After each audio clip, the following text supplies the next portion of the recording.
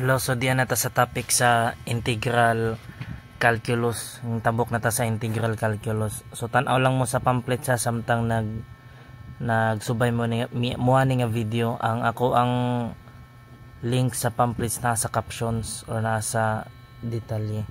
So ang atong ipa-evaluate nga ni is kaning expression nga kani x dx over 4 plus x squared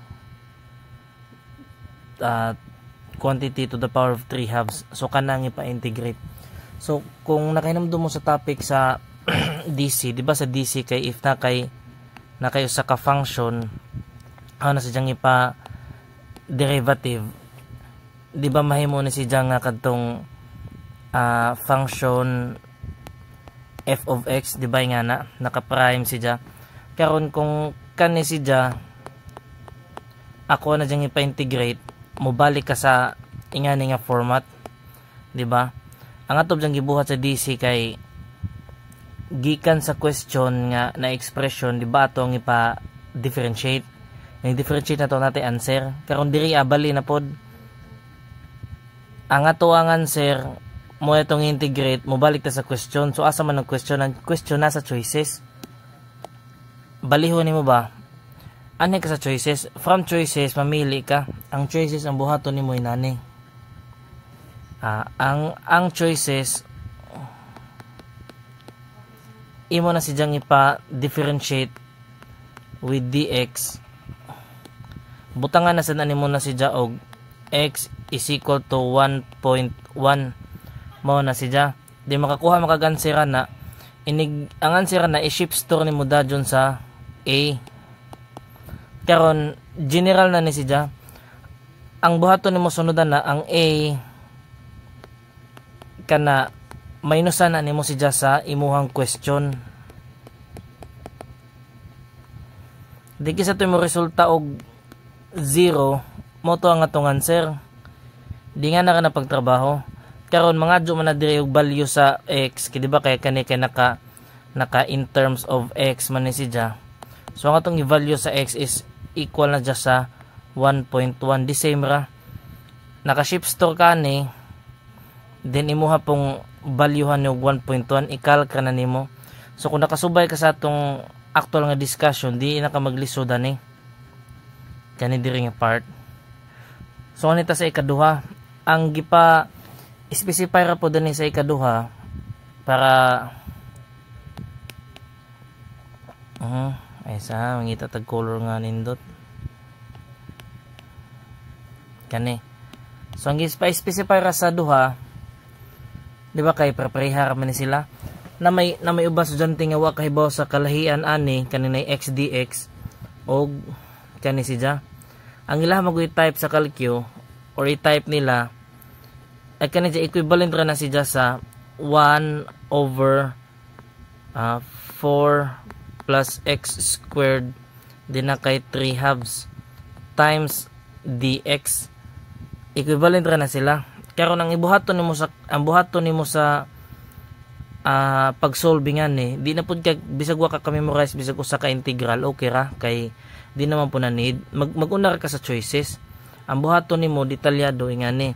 Ang imuhang ipa-derivative with respect to x sa calcu isang imuhang choices. Karon mangayo man na siya value. So x is equal to magbutang ta standard 1.1. So ang imong answer na i-store nimo dadyon sa a. Pa-practice na mo na daan. Karon ang imuhang a minus na nimo siya sa kani nga value. Kani. Ayo apila og dx kay na mag-estudyante nga mangita og dx as unsa mo papislit sa dx. Ayaw na kanira. So buhaton nimo na ang atong i-minus na 1 over katong expression nga 4 plus x squared din na kay 3 over 2. O kinsa galito mo approximate sa 0 mo to sa answer. O yang imuhang value sa x ini-calc nimo na is 1.1. Paniguro adto nga 1.1. Mao ka dunay pinaka ni di adyo mo kabalakang nga balik ta sa back basic kay namo giban nga wa pa ka gets ani usa pa nakakalibrate po ni sa pinaka basic jud nga level. Karon nga hita kani si basic ra gyapon ni si December gyapon na tong buhaton ani talmagoy na maglibog. Okay, namaguyuban nga maglibog. So this is only equivalent to EX over EX plus 1 times naka-multiply ni DX mo na siya.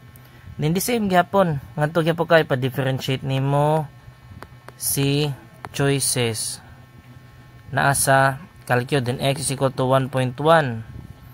Then ang answer na i-shift store sa A. Then yan hita sa boss. A is minus question. Where ang question nimo ang pinaka-specify ra nga problem is unsaon ra pag-type. Ang E naman ni kato ni box sa babaw. Anhan nimo butang ang imuhang X. So EX over EX plus 1. Inga na ra. Okay sa ito mo approximate sa 0. Mo to answer. Din the same ra X is equal to 1.1. Inig-calc nimo. Balik-balik na siya. Wala ni daghang gimmick. Kaya nga hita sa number 4. Ang kaning number 4 medyo gitudlo gud gyapon ni siya kay nalagyo bandi katunong ang buhaton ni Joanne.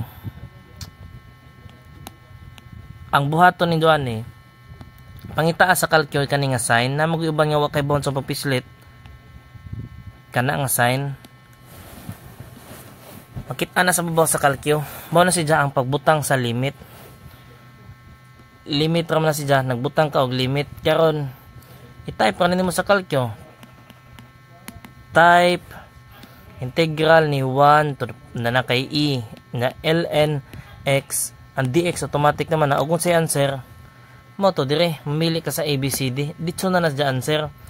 Ang main regado diri ang nganong gipakita pa ni is para ma-check ang estudyante kung kamao ba sila mo pislitan na sa calcio. Kaya na may uban nga may taga-uban eskwelahan nga di jud kamao pislitan ng calcio na siguro batak or unsa ba. Same goes para nga niya. Kani simply type lang pangitaara ni. Di na ni kinahanglan further explain pa nato. Di etc. then dx. Mao na siya. Karon take note lang kung makaagi ka og makaagi na pod ka og integral, trigonometric function, always ka magradian. Mao ni timan-ani mo. Karon mo nga hita sa Wallis formula. Ang Wallis formula na ani si Jai ang kaning number 6 kay murag duda no erroneous na wa ko sure kay naglibog ko aning pi over 4 aghamugon hembon ani is pi over 2 din wala ako naka-check sa ako ang daan nga notes na nagsugod nag-roll na ang video na di naman ako maputol. Sige, so ato lang ning laktawan ning number 6 mo dito ta sa number 7. So kaning number 7 ang definition jud sa Wallis formula kani mao ni siya ang Wallis. Ako isuwat so Wallis may spelling sa Wallis. Wallis formula. Isa ha. So kani. So this is Wallis formula. Ang Wallis formula ingan ini ang ijang forma. Every time nga makakita ka og pi from 0 to pi over 2, din naka expression nga sin theta to the power of m na kay cosine theta to the power of n d theta, pwede nimo ma-apply si Wallis formula. So si Wallis formula is equal to ingan ini medyo taas ra ba ni siya pero sige lang ingan ni siya duha ni siya ka expression para na siya sa sin para po siya sa cosine o ingan naman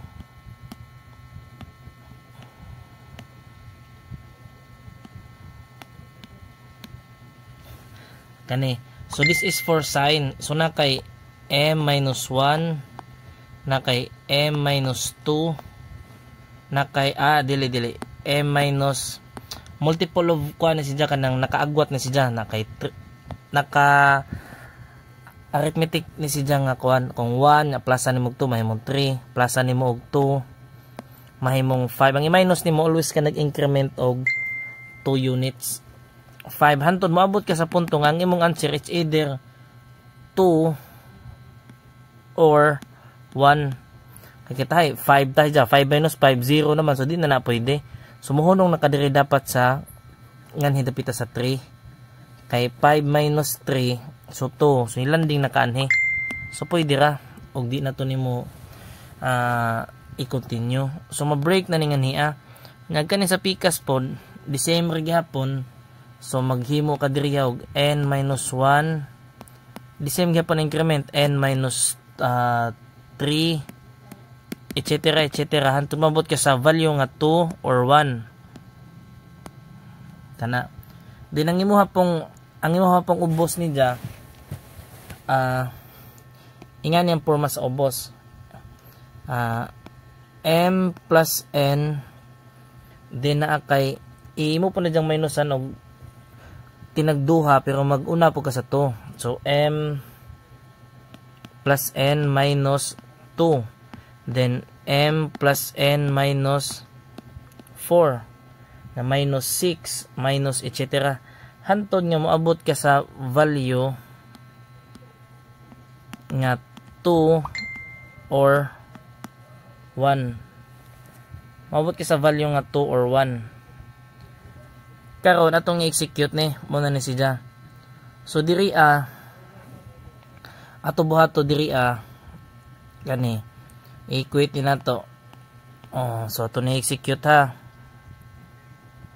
kana dya so nakay ang imong sign is nakay 5 ang exponent nga na po kay sa cosine is 5 pod so ang imong m is 5 ang imong n is 5 pod so mag-una ta diri sa first nga kuan n m minus 1 pila man do 4 guna dana minus 2 na lang ka o minus na po ni mog 2 so 2 o hunong na ka kay hingabot na makaani kani hingabot ta ka diri stop na ka kay 5 minus 3 man to dapat kani mao ni siya kani pod mao ni siya stop na ka kay kung imo pa nandugangan ma 0 naman pug ka or ma negative din i-multiply na po na nimo si katong value pod ni n so sa may n minus 5 so n minus 1 so na kay 4 n minus 3 so na kay 2 o hunang naka hingabot naman ka kani siya kay mao naman kani mao na siya pero diri na po ka sa ubos 5 plus 5 so na kay 10 butan naman dira 10 10 minus 2 8 10 minus 4 pila man 6 then na kay 4 na kay 3 na kay 2 so hingabot naman ka kani nga part okay na ka no need na so mo na siya ang value kanira way labot ang 12 napamakay 12 good kibali kanira ang equal kani sila napamakay 12 kay diri may 12 diri so ang kanang intero answer nimo imo pa na times 12 so magbutang na pud ka diri og times 12 so napakay another diri nga times 12 so ang answer nimo will be equal to pila may answer kani beto sa kalkyuhon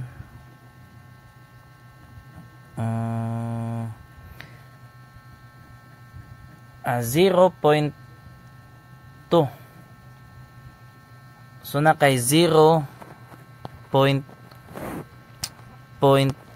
ang imuhang answer pero sa nganhi class napakay multiplier napamanikuwang ang multiplier nimo kani so every time nga ang imuhang alpha